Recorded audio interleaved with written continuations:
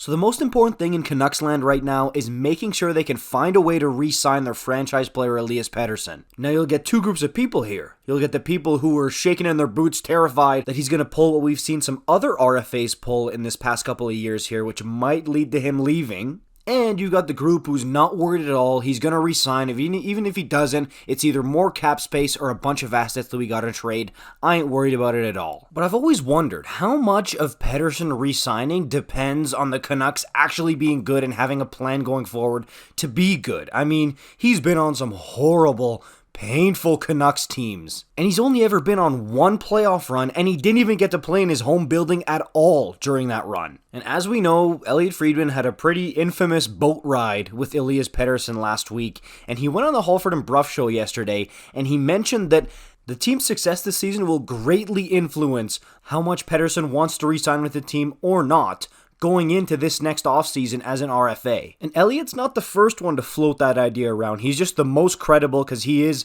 the most trustworthy source in all of hockey.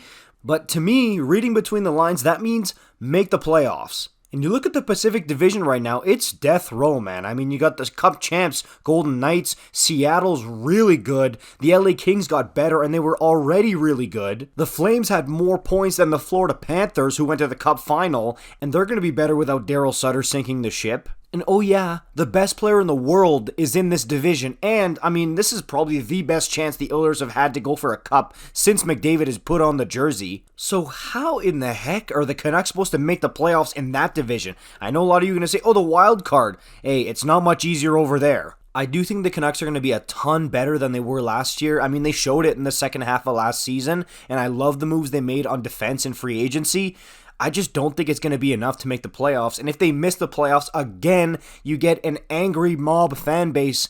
They could be spending next summer looking for a sign and trade for Elias Pettersson. And the most interesting of them all, Chris Golick of Vegas Hockey Now suggesting that, hey, if Marchessault and Stevenson don't get extensions, why not go after Pettersson? And honestly, if you're a great hockey player, especially if you're in your 20s, how could you say no to going to go play in Vegas? I mean, Vancouver is an incredible city, one of my favorites in the world, but hey, for a hockey player, it ain't Vegas. And not even just that, the team would be fantastic. Like, he would be talking about going on way more playoff runs and way more chances at Stanley Cups with way less pressure. I mean, all he has to do is look at Jack Eichel and what he went through in Buffalo and all the pressure that was there and the toxicity. Then he goes to Vegas and look what happens. And for the people saying, oh, Vegas wouldn't be able to make it work, you don't think Vegas would be willing to stab some of their misfits or whoever in the back to be able to get a young 24-year-old, one of the most talented players in the NHL? Come on, they do it in a heartbeat. And this would be nuts because the outrage that fans would have for Vegas just being able to pluck another superstar out of the blue like that, it would just... Canadian hockey fans might riot, man. I think that Vegas could give Vancouver a very interesting package. I think Pettersson would want to go there. I think Vegas would find a way to be able to pay him big money.